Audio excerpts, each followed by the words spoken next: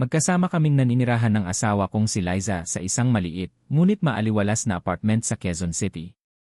Pareho kaming nagtatrabaho sa lungsod, ako bilang graphic artist sa isang maliit na advertising firm, at siya naman ay nagtuturo ng elementarya sa isang pribadong paaralan.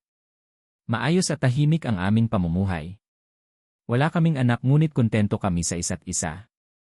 Ang araw-araw naming routine ay paulit-ulit pero komportable. Gigising sa umaga, sabay kakain ng agahan, maghihiwalay para sa kani-kanyang trabaho, at sa gabi muling magsasama sa hapunan habang nagkukwento ng mga nangyari sa buong araw. Ngunit napansin ko sa mga nakaraang linggo, may kakaiba na kay Liza. Madalas siyang mapatulala, laging parang may iniisip. Minsan, nagigising siyang pawis na pawis kahit malamig ang gabi, tapos ay sinasabing na naginip siyang may sumusunod sa kanya. Noong unay inakala ko lang na dala ito ng stress sa trabaho. Mahirap ang maging guro lalo na sa mga batang mahihirap pasunurin. Pero habang tumatagal, lalong naging malalim ang kanyang pagkabalisa. Hon, lagi ka nalang puyat.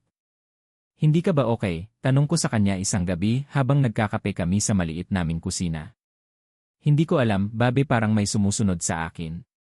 Hindi ko siya makita ng buo pero ramdam ko. Sa panaginip ko, nasa likod lang siya.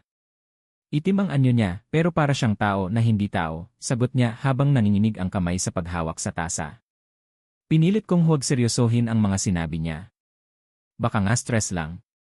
Pero nung sumunod na gabi, narinig ko siyang umiyak habang natutulog. Nang gisingin ko siya, nagulat ako sa nakita ko, may mga gasgas ang kanyang likod. Hindi ito malalim pero halatang sariwa, parang kinayod ng kuko. Baka nakalmot mo sarili mo habang natutulog, sabi ko, bagamat ako man ay kinilabutan. Sa mga sumunod na araw, dumalas ang kanyang pagkagising sa kalagitnaan ng gabi. Minsan, naglalakad siya sa sala na parang wala sa sarili. Tinutukan ko siya minsan sa cellphone ko habang umiikot siya sa loob ng bahay, paulit-ulit ang sinasabi, wala ka nang mapupuntahan. Nandito na siya. Hindi ko na kayang baliwalain. Dinala ko siya sa doktor, ngunit normal ang resulta. Walang pisikal na karamdaman, walang abnormalidad sa pag-isip. Kaya naisip kong magtanong sa mga matanda naming kapitbahay. Doon ako nakarinig ng salitang matagal ko nang hindi naririnig, aswang. May mga nilalang na hindi kontento sa kadiliman. Sumusunod sila sa liwanag ng mga taong may malakas na enerhiya. Maaaring sinusundan ang asawa mo hindi dahil may sakit siya, kundi dahil may gusto sa kanya o may kinamumuhian sa kanya, sabi ni Aling Nena, matandang manggagamot sa kanto. Hindi ko alam kung maniniwala ba ako o hindi. Moderno na ang panahon pero sa kabila ng mga gusali at ilaw sa syudad, may mga bagay pa ring hindi kayang ipaliwanag ng agham. Kaya pinayuhan niya akong iwi muna si Liza sa kanilang probinsya, sa isang baryong kilala sa malalim nitong kultura at paniniwala sa mga espiritu.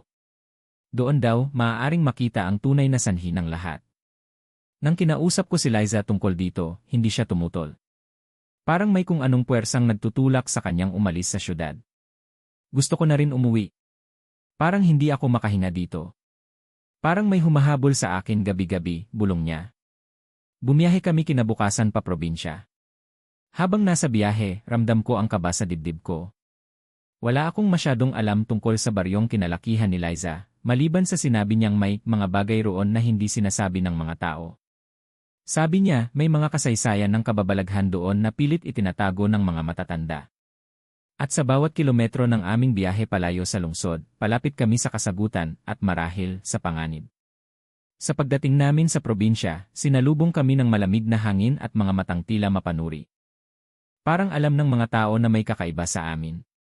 Parang nararamdaman nilang may kasamang hindi dapat kasama. Ngunit sa kabila ng lahat, naramdaman ko ring biglang gumaan ang pakiramdam ni Liza. Ngumiti siya pagkarating pa lang namin sa lumang bahay ng kanyang lola. Dito ako makakahinga, sabi niya. Ngunit sa loob-loob ko, alam kong hindi pa ito tapos. Sa katunayan, dito pa lang magsisimula ang tunay naming bangungot. Matapos ang ilang araw ng pamamahina sa bahay ng lola ni Liza, nagsimulang magbago ang lahat. Para bang ang lahat ng tahimik na gabing ito ay may tinatagong lihim, at hindi ko alam kung paano ko haharapin ang mga sumunod na kaganapan. Kahit na maginhawa ang buhay sa probinsya, may mga bagay na hindi ko kayang ipaliwanag. Si Liza, na dati tahimik at masigla, ay naging parang anino ng kanyang sarili. Hindi ko na siya makausap ng maayos. Tumagal pa ng ilang araw bago ko napansin ang unang tanda na may hindi tamang nangyayari. Nang gabing iyon, habang kami naghahapunan, dumaan ang isang pusa sa harap ng bahay, at nakasunod ang isang dilaw na mata na mas makintab kaysa sa karaniwang mata ng mga hayop. Nagtama ang aming mga mata at agad na lang siyang dumaan. Parang may ibig sabihin ang presensya nito, ngunit hindi ko ito pinansin agad. Sa mga sumunod na araw, nagkaroon ng hindi maipaliwanag na mga insidente sa bahay. Habang natutulog kami, may mga tunog na maririnig mula sa labas ng bahay, mga yabag na parabang may mga taong naglalakad sa madilim na gabi. Noong una, inisip ko na baka mga hayop lang, pero habang tumatagal, naramdaman ko ang matinding kaba sa aking dibdib. Minsan, ang tunog ay tila gumigiwang mula sa itaas, sa atik ng bahay. Liza, na noon ay may isang matinding takot, ay nag-umpisang magising sa kalagitnaan ng gabi at magtago sa ilalim ng kutson, na tila nagtatangkang magtago mula sa isang bagay na hindi niya kayang labanan. Isang gabi, nagising ako nang marinig ko siyang sumisigaw. Agad akong tumalon mula sa kama at tinulungan siyang magising mula sa kanyang bangungot. Hon, anong nangyari? Tanong ko, nanginginig ang boses. May naramdaman akong isang malamig na kamay sa aking leg, sagot niya, kanyang mga mata ay puno ng takot. Parang may umaabot sa akin mula sa dilim. Hindi ko alam kung anong sasabihin. Alam kong hindi ito basta bangungot. Sa mga sumunod na araw, nagpa siya akong tanungin ang mga matatanda sa baryo. Si Aling Nena, ang matandang manghihilot, ay nagbigay ng babala. May mga nilalang na sumusuong sa dilim ng gabi. Hindi sila makikita ng lahat, ngunit ramdam na ramdam nila.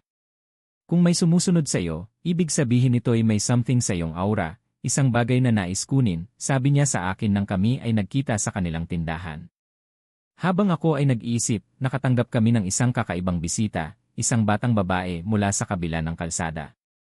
Sinabi niyang may nakita siyang kakaibang nilalang sa paligid ng aming bahay. Gabi-gabi po kasi may naririnig akong tunog mula sa inyong bahay. May mga nilalang po kayo sa paligid na gumagalaw na parang hindi tao.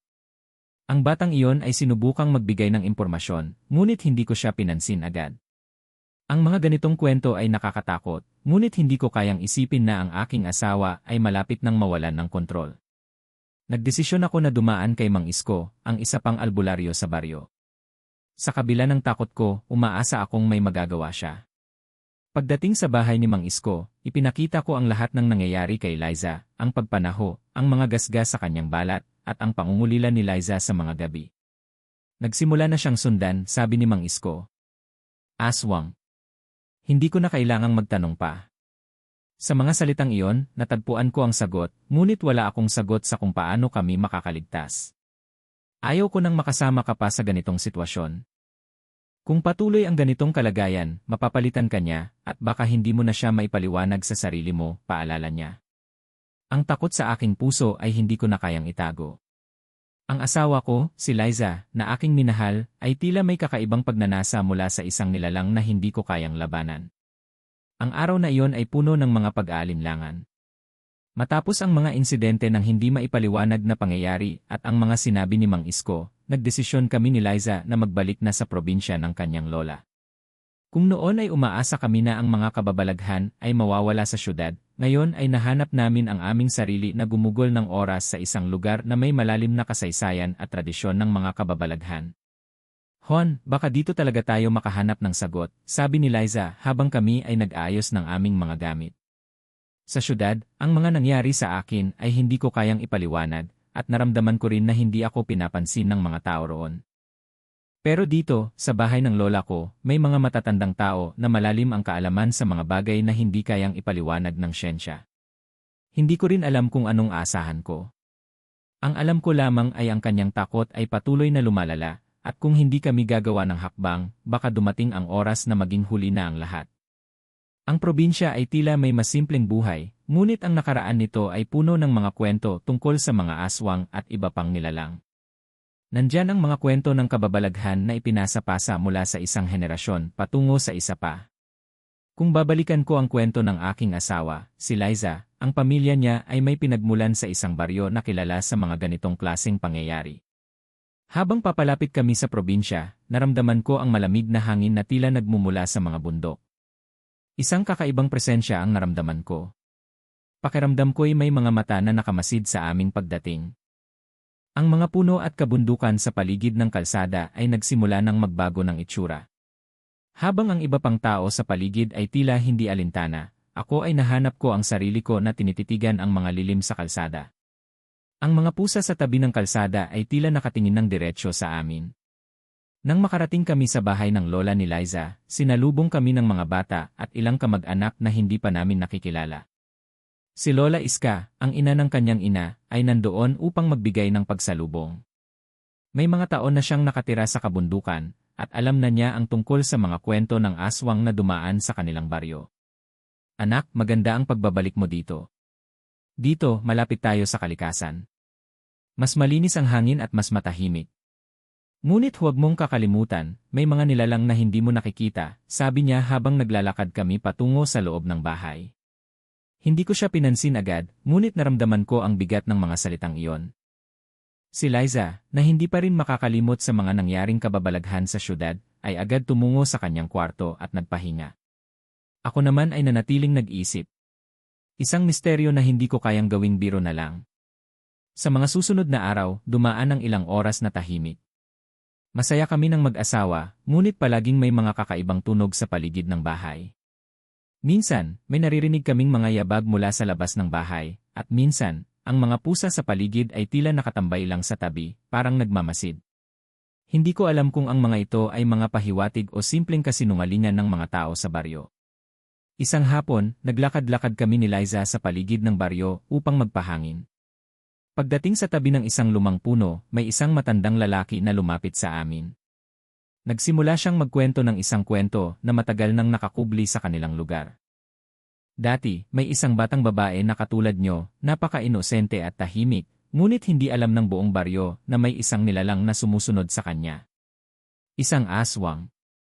Gabi-gabi siyang inaatake hanggang sa tuluyang mawala siya sa kanilang lugar, kwento ng matanda. Tandaan nyo, hindi lahat ng bagay ay makikita ng mata. Naiwan akong nag-iisip sa sinabi ng matanda. Ang takot na nadama ko noon ay tila naging mas matindi pa. Napansin ko ang pagbabago sa mata ni Liza, nagbabalik ang takot sa kanyang mga mata. At sa mga sumunod na gabi, nagsimula na naman siyang magising sa kalagitnaan ng gabi, may mga sigaw at pagkabahala sa kanyang mata. Hon, may nangyayari na naman, may naramdaman akong isang malamig na kamay, sabi niya habang siya ay nanginginig. Ang mga salitang iyon ay nagpatibay ng aming desisyon na kailangan naming maghanap ng paraan upang matulungan si Liza. Ang tanong ko na lamang ay kung ano ang mga susunod na hakbang namin upang malabanan ang tinatawag nilang aswang. Habang patuloy na naninirahan kami ni Liza sa bahay ng kanyang lola sa probinsya, nagiging mas malinaw ang mga kakaibang pangyayari. Hindi ko na kayang baliwalain pa ang mga palatandaan ng isang nilalang na sumusunod kay Liza. Ang mga gabing tila tahimik ay puno ng mga malulutong na tunog mula sa dilim, at ang bawat isang mata na tumitig mula sa mga puno o sa mga mata ng mga alagang hayop sa paligid ng bahay ay nagdudulot ng hindi maipaliwanag na kaba sa aking dibdib. Isang hapon, habang naglalakad kami ni Liza sa gilid ng ilog malapit sa bahay, may isang babaeng matandang mang-uling na lumapit sa amin. Siya ay may hawak na isang kawayan at may mga mahahabang buhok na tila may pinagdaanang hirap sa buhay. Huwag kayong lalapit sa kakahuyan, bata, sabi niya, ang kanyang mata ay tumanaw sa malayo. Doon nakatago ang lahat ng kasamaan. Isa sa inyo ay pinapalakas ng dilim. Si Liza ay napaatras ng kaunti at ako naman ay napaisip. Hindi ko alam kung seryoso ba siya o ang mga kwento ng mga matatanda sa baryo ay nagiging sanhi ng takot sa amin. Ngunit nakita ko ang takot sa mata ni Liza.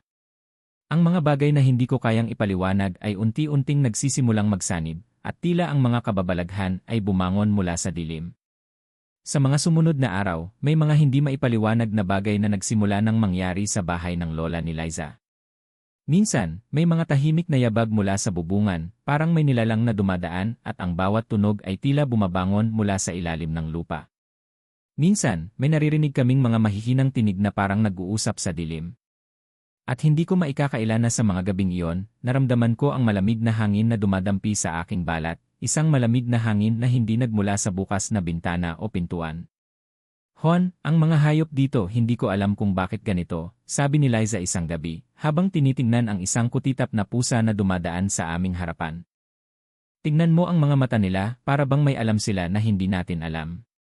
At sa totoo lang, nang tinignan ko ang mga mata ng pusa, para bang ako'y tinatablan ng isang uri ng malamig na takot. Hindi ko kayang ipaliwanag ito.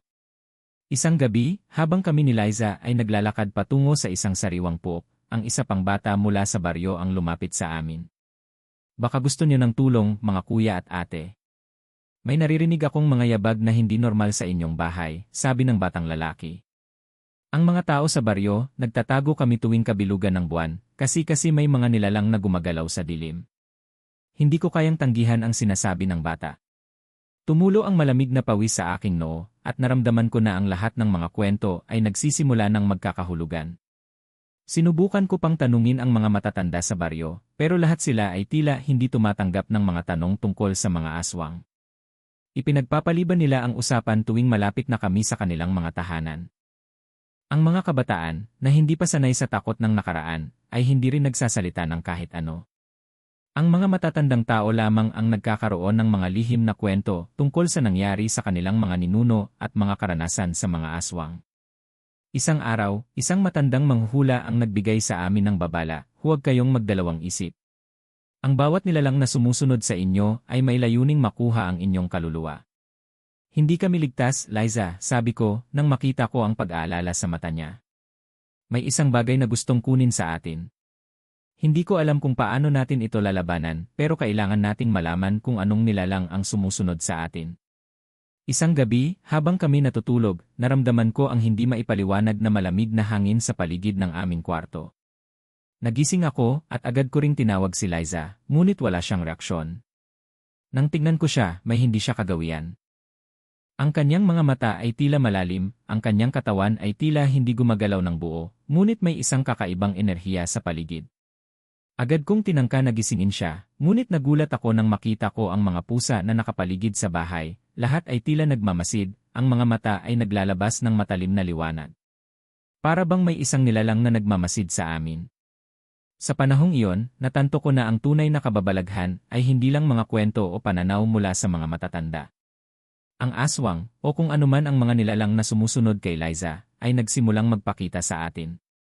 Ang dilim ay patuloy na lumalapit, at kami ni Liza ay napilitan na magdesisyon kung anong hakbang ang susunod. Ang takot na nagmumula sa mga mata ng mga tao sa baryo, at ang patuloy na pagdapo ng malamig na hangin sa katawan ko ay nagbigay ng babala, hindi kami ligtas.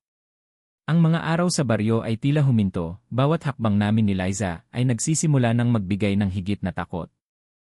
Hindi ko na kayang baliwalain ang mga kaganapan sa paligid namin. Kung dati ay nakakakita lang kami ng mga pusa, ngayon, sa bawat gabi, may mga nilalang na sumusunod sa amin sa dilim. Ang mga mata ng mga hayop sa paligid ay tila nagmamasid, at ang hindi maipaliwanag na lamig ay nararamdaman namin sa bawat kanto ng bahay. Isang gabi, habang kami ay naglalakad pa uwi galing sa baryo, may narinig kami na kakaibang tunog mula sa kalsadang madilim at walang kasamahan. Ang tunog ay parang mga yabag ng isang nilalang na may matinding lakas. Ngunit ang nakatakot pa ay ang tunog ay tila papalapit sa amin. Wala kaming makita, pero may naramdaman kaming malamig na hangin na dumapo sa aming balat, at sa sumunod na saglit, may isang tinig na pumasok sa aming pandinig, isang malamig na boses na parang naririnig mula sa kailaliman ng kabubatan. Maghanda ka na, Liza, bulong ko, ang aking mga kamay ay nanginginig habang hawak ko siya. Ang nilalang na ito hindi siya basta-basta. Bilang isang tao na may takot, hindi ko alam kung paano ko haharapin ang nangyayari sa amin. Naramdaman ko na ang mga mata ng mga pusa, at ng iba pang mga hayop sa paligid ng bahay, ay nakatingin sa amin ng may malalim na pagtingin. Sa mga mata nila ay may isang uri ng lihim na tinatago. Hindi ko alam kung paano, pero ramdam ko na hindi kami ligtas sa bawat hakbang. Kinabukasan, nagdesisyon kaming dumaan sa isang lumang albularyo na kilala sa baryo, si Mang Lando, upang humingi ng tulong. Nang dumating kami sa kanyang kubo, agad niyang sinalubong kami, ang kanyang matalim na mata ay tila nagmamasid sa aming mga galaw. Ang nilalang na sumusunod sa inyo ay hindi ordinaryo, sabi ni Mang Lando. Ito ay isang aswang na may layuning kumuha ng iyong kaluluwa, Liza. Tila may nakatagong lihim sa iyong pamilya na siya ang nag-uudyok sa kanya. Hindi ko maintindihan, sagot ni Liza, ang boses ay nanginginig. Bakit ako? Bakit kami? Ano nang mga nangyari sa inyong mga ninuno? Tanong ni Mang Lando. Baka may kasaysayan na hindi niyo alam, isang lihim na dapat niyong harapin upang matulungan ang inyong sarili. Dahil hindi kami sigurado kung anong lihim ang tinutukoy ni Mang Lando, nagpasya kami na tanungin si Lola Iska, ang lola ni Liza, upang malaman kung may nakatagong kwento na kanilang pinapasa-pasa sa kanilang pamilya. Si Lola Iska, bagamat matanda, ay may malalim na pag-unawa sa mga kababalaghan sa kanilang lugar. May isang kwento sa aming pamilya na matagal nang nakalipas, at hindi ko ito nais pag-usapan, sabi ni Lola Iska, ang boses niya ay may kabuntot na kalungkutan. Noong panahon ng aming kabataan, may isang kasaysayan tungkol sa isang aswang na nagbabalik sa bawat henerasyon ng pamilya namin. Nagsimula ito sa aking lolo na isang mangukit ng kahoy. Ang kanyang paggawa ng mga figurines ay nagdulot ng pagkakaakit ng isang nilalang na hindi dapat magtagal sa mundong ito. Si Liza siya ang magiging susunod na sakripisyo. Matapos marinig ang mga salitang iyon, ang takot ni Liza ay umabot na sa sukdulan.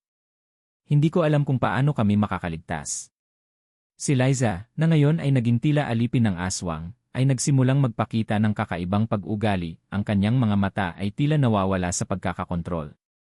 Isang gabi, habang kami natutulog, naramdaman kong may malamig na hangin na dumapo sa aking balat, at nang lumingon ako, nakita ko ang isang anino sa gilid ng aming kwarto. Hindi ko na kayang ipagpaliban pa. Kailangan naming makatagpo ng paraan upang malabanan ang aswang na sumusunod kay Liza. Sa bawat gabing dumadaan, mas lalo akong natatakot na baka huli na ang lahat. Ang kakatwang presensya ng aswang ay tila lumalapit ng lumalapit, at kami ay nawawalan na ng oras upang makaligtas. Sa mga sumunod na gabi, ang takot ay naging bahagi ng aming araw-araw na buhay. Ang bawat tunog, bawat galaw ng mga hayop, at bawat pagdapo ng malamig na hangin ay nagiging paalala na hindi kami ligtas. Si Liza, na nagsimulang magpakita ng kakaibang ugali, ay nagiging mas malungkot at napapagod. Hindi ko alam kung ang nilalang na sumusunod sa kanya ay nagpapahirap sa kanyang katawan, o kung ang mga kaganapan ay nagsasanhi ng unti-unting pagkawala ng kanyang kaluluwa. Sa tulong ni Mang Lando at ng ilang mga matatanda sa baryo, nagsimula kami ng paghahanda upang malabanan ang aswang na sumusunod kay Liza. Alam namin na hindi magiging madali, at ang aming misyon ay maghanap ng isang paraan upang mapigilan ang nilalang bago pa ito tuluyang makuha ang kanyang kaluluwa. Si Mang Lando, na isang albularyo at may malalim na kaalaman sa mga sinaunang ritual, ay nagsagawa ng ilang mga orasyon at ritual sa loob ng bahay ng lola ni Liza. Dapat makuha natin ang puwersa ng dilim na sumusunod kay Liza, at maghahanap tayo ng simbolo ng ilaw na magpapalaya sa kanya, paliwanag ni Mang Lando. May mga pamana sa inyong pamilya na kailangang muling buhayin upang ang nilalang na ito ay matanggal. Habang ang mga ritual ay isinagawa, nagpatuloy ang aming paghahanap ng sagot. Si Liza ay patuloy na nagpupumiglas laban sa mga hindi maipaliwanag na nararamdaman. Isang gabi, sa kalagitnaan ng isang ritual, nang bigla niyang tawagin ang pangalan ng isang nilalang sa dilim. Gusto ko nang magwakas ito, sabi ni Liza nang magising siya mula sa isang malalim na pagkakahimbing. Ang nilalang na ito ay aking bahagi, at hindi ko alam kung paano ko siya matatalo. Kahit na puno kami ng takot, hindi kami sumuko. Ang mga oras na lumipas ay punong-puno ng pag-aalala. Si Mang Lando ay nagsabi na ang tanging paraan upang mapalaya si Liza ay ang pagsasakripisyo ng isang bagay na pinakamahalaga sa kanya, isang bagay na magbibigay ng lakas upang maputol ang koneksyon ng aswang sa kanyang kaluluwa. Nais ko sanang magbigay ng tulong, sabi ni Mang Lando. Ngunit ang tanging pag-asa ay ang pagpapalaya sa kanya mula sa puwersa ng dilim. Dahil sa mga salitang iyon, napagtanto ko na hindi lang si Liza ang kailangang magbago, kundi pati na rin ang aming pananaw at ang mga sakripisyo na kailangan naming gawin. Nang maglaon, si Liza, na nagkaroon ng lakas ng loob na labanan ang nilalang, ay nagsimula ng mga ritual kasama ang mga matatanda upang tunay na mailayo ang aswang mula sa kanyang katawan. Tiniis niya ang sakit at ang takot habang patuloy na isinasagawa ang mga seremonya na tila nakatagpo ng isang paraan upang magtagumpay. Isang gabi, habang ang buong baryo ay tahimik, natapos ang ritual. Ang dilim na bumabalot kay Liza ay tila unti-unting naglaho, at ang mga pusa na laging nagmamasid ay napansin na ang kanilang mga mata ay hindi na kumikislap ng matalim na liwanag. Ang malamig na hangin na kanina'y sumisilip sa mga bintana ay tila humupa, at ang mga tunog ng kagubatan ay nagbago ng tono, tila nagsasabing natapos na ang lahat ng ito. Tinanggal na namin siya, sabi ni Mang Lando nang matapos ang ritual. Ang aswang na sumusunod sa iyo, Liza, ay hindi na makakabalik pa. Nakapagpapalaya tayo, ngunit ang iyong kaluluwa ay magiging mas malaya na ngayon. Isang malalim na buntong hininga ang pinakawalan ni Liza, at ang takot sa kanyang mata ay unti-unting naglaho. Nakaramdam kami ng paglaya hindi lang mula sa aswang, kundi mula sa mga takot na bumalot sa aming buhay. Ngunit alam naming ang kwento ng aswang ay hindi natapos dito. Ang mga kababalaghan ng probinsya ay patuloy na nananatili, at ang lihim ng bawat henerasyon ay nag-aantay na muling magbukas. Sa huli, si Liza ay nakaramdam ng kapayapaan. Ang mga oras na puno ng takot ay naging mga alaala na lamang, at kami ni Liza ay nagsimulang muling maglakbay sa bagong buhay, ngunit may dala pa ring aral at pag-ingat. Sa bawat hakbang na aming tatahakin, kami ay muling magiging maingat, hindi lang sa mga kababalaghan sa paligid, kundi sa ating sariling mga kaluluwa. Matapos ang lahat ng nangyari kay Liza at sa mga kababalaghan na dumaan sa amin, natutunan namin na ang buhay sa probinsya ay hindi basta-basta. Ang mga nilalang na bumangon mula sa dilim ay nagtataglay ng mga kwento, lihim, at mga pagsubok na hindi kayang ipaliwanag ng karamihan. Ngunit sa kabila ng lahat ng ito, kami ay nagsimulang magbagong buhay. Ang bawat hakbang na aming ginagawa ay naglalaman ng bagong pag-asa, at ang mga takot na bumalot sa aming pagkatao ay nagsimulang maglaho sa paglipas ng panahon. Si Liza, matapos ang mga pagsubok na kanyang hinarap, ay nagkaroon ng mas malalim na pananaw sa buhay. Siya ay naging mas matatag, at natutunan niyang yakapin ang kanyang buhay at ang kanyang pamilya. Ang mga araw na puno ng takot at kababalaghan ay naging bahagi na lamang ng isang mahahabang kwento ng pagpapalaya, at ngayon ay kami ay naglalakbay upang magsimula ng bagong yugto sa aming buhay. Ang mga bagay na nangyari sa atin, Hon, ay nagsilbing gabay sa ating landas, sabi ni Liza isang umaga habang kami ay naglalakad sa kabukiran. Sa kabila ng lahat ng ito, natutunan ko na hindi ako kailanman dapat magpatalo sa dilim. Habang kami ay naglalakad sa mga bukirin, natutunan ko na ang mga takot at mga pagsubok ay hindi hadlang sa pagbabago. Ang mga kababalaghan ay mayroong mga layunin upang matutunan naming magpatawad, magsimula ng panibagong buhay, at magpatuloy sa kabila ng lahat ng pagsubok. Ang mga kwento ng aswang at mga nilalang na nagtatago sa dilim ay nagsilbing paalala na ang bawat araw ay isang bagong pagkakataon upang magsimula muli. Si Mang Lando, na naging bahagi ng aming buhay sa mga panahong iyon, ay patuloy na nagbigay ng gabay. Ayon sa kanya, may mga kwento sa bawat angkan na hindi kayang matigil, mga kwentong magpapaalala sa kanila ng kanilang lakas at katatagan. Ang mga kababalaghan na ito ay may bahagi sa ating kasaysayan, sabi ni Mang Lando. Ngunit ang tunay na lakas ng tao ay hindi nasusukat sa takot na kanyang nararamdaman, kundi sa kung paano siya babangon mula sa mga pagsubok.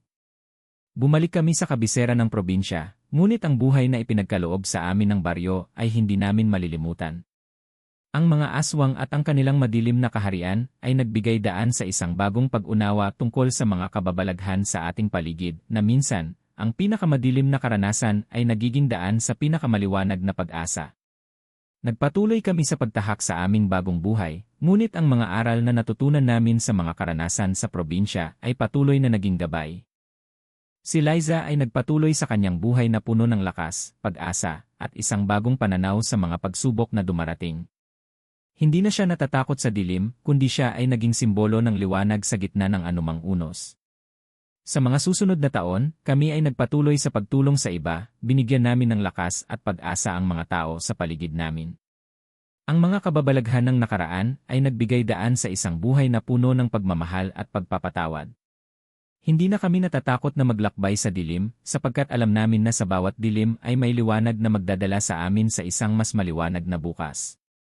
Bilang isang taon ang lumipas, ang mga kababalaghan sa probinsya, at ang kwento ng aswang ay naging bahagi na lamang ng aming mga alaala.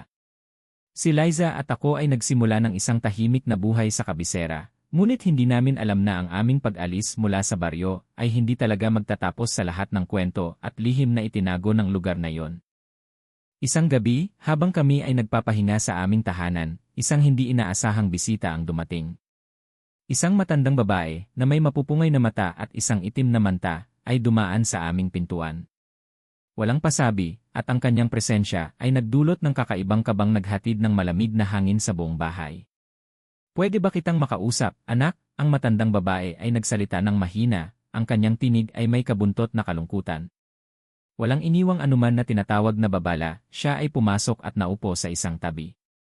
Si Liza ay nakaramdam ng kakaibang takot at hindi namin alam kung anong hinihiling ng matandang babae. Walang imik si Liza at ako, ngunit naramdaman namin na may ilang hindi normal na bagay na nangyayari. Sa inyong pamilya, may nakatagong lihim, ang matandang babae ay nagpatuloy. Liza, ang aswang na tinutukoy mo at napalayas mo ay hindi tunay na kalaban. Sa katunayan, siya ay nagmula sa inyong pamilya. Ang bawat salita ng matandang babae ay parang isang mabigat na bato na ipinupukol sa aming puso. Isang aswang mula sa aming sariling pamilya. Ang aming buhay, na matagal nang akala namin ay naputol mula sa madilim na nakaraan, ay muling nagbabalik upang sumira ng bagong pagsisimula. Nagpatuloy siya sa kanyang kwento, na nagsimula sa isang kwento ng paghihimagsik.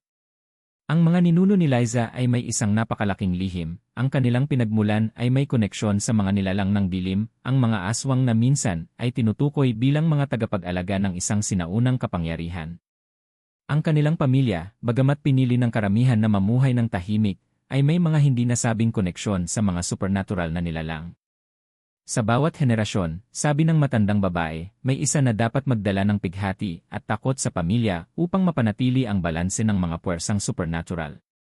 Si Liza, bilang iyong huling kamag-anak sa dinastyang ito, ay napili upang maging susunod. Nakita ko sa mga mata ni Liza ang pagkabigla. Ang kanyang buong mundo ay nawalan ng anyo.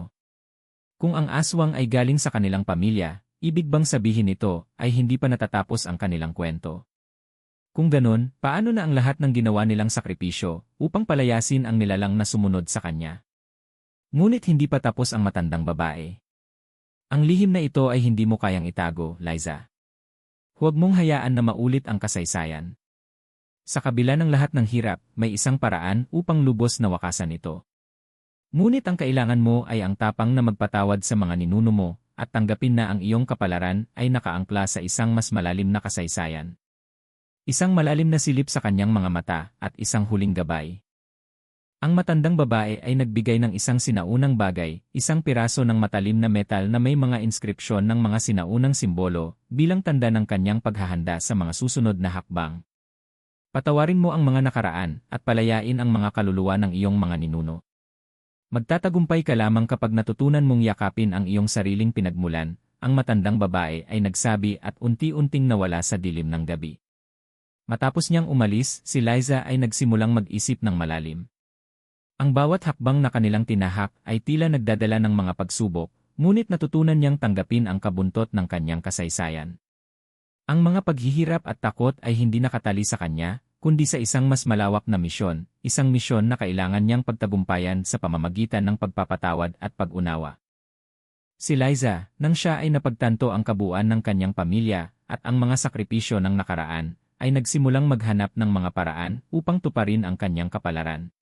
Hindi lang ito tungkol sa pagtaka sa takot, kundi ang pag-accept ng isang mas malalim na koneksyon sa kanilang mga ninuno. Sa mga susunod na buwan, nagsimula kaming maghanap ng kasaysayan ng pamilya ni Liza at nagtulungan upang mabuo ang huling bahagi ng kanyang misyon, ang pagpapatawad sa mga kaluluwang nakakabit sa kanilang mga ninuno at ang tunay na pagtatapos ng kwento ng aswang.